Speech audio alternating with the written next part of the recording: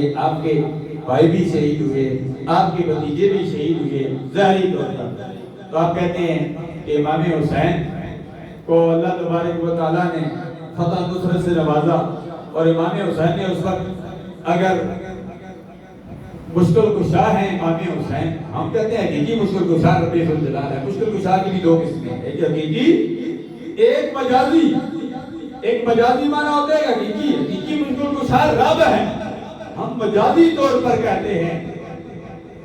مشکل کشا مولا علی مشکل کشا رضی اللہ تعالیٰ، یہ مجازی طور پر، یعنی اللہ کی عطا سے وہ مشکل کشا ہے،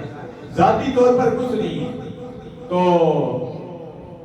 بات بھی صحیح رہ جائے گی، لیکن وہ اس ٹائم مقصر کی طرف میں آتا ہوں، یہ بات آ گئی، اس کو کرتا ہی جاؤں۔ امام حسین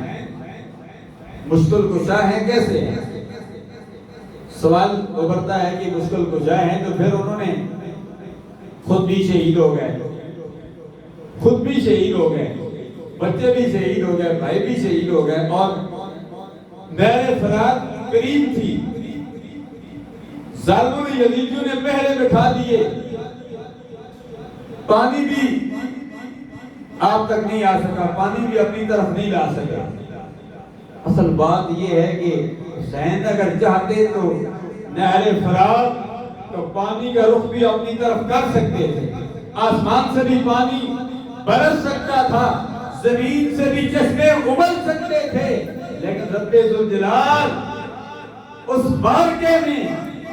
یزید کے جبر کی انتہا کو دیکھنا چاہتا تھا اور حسین کے صبر کی انتہا کو دیکھنا چاہتا تھا۔ اور پھر میرے اور آگے آپ کے آگے امام صلی اللہ علیہ وسلم نے دعا بھی مانگی تھی، اللہم آتے حسینا صبرا و اجرا، کما قال اللہ کے پیارے حبیب علیہ تحیت و ثنا نے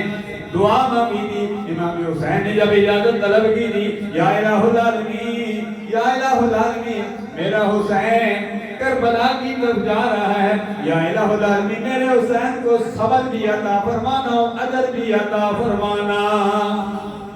مشکل کشا کے متعلق پھر نکتہ رہ رہا ہے۔ نصیر ملت بھی نصیر الدین نصیر علیہ رحمت خوبصورت انداز میں اس کی وضاحت فرما کرتے تھے، فرماتے ہیں کہ آپ جسم میں جب بندے کو کھجلی آتی ہے نا، کھجلی آتی ہے بندے کو، اور یاد رکھیں کھجلی آ جائے نماز میں تو ہمارے ہاتھ باندھے ہوئے ہیں، ایک مرتبہ ہم کھجلی کریں گے تو یہ جائز ہے، اجازت ہے، دوسری مرتبہ ہم کھجلی کریں گے تو مکروہ عمل ہے، یہاں ہی ہاتھ اٹھا کر پھر ہم نے تیسری مرتبہ کھجلی کی تو پھر ہماری نماز وہ ٹوٹ جائے گی۔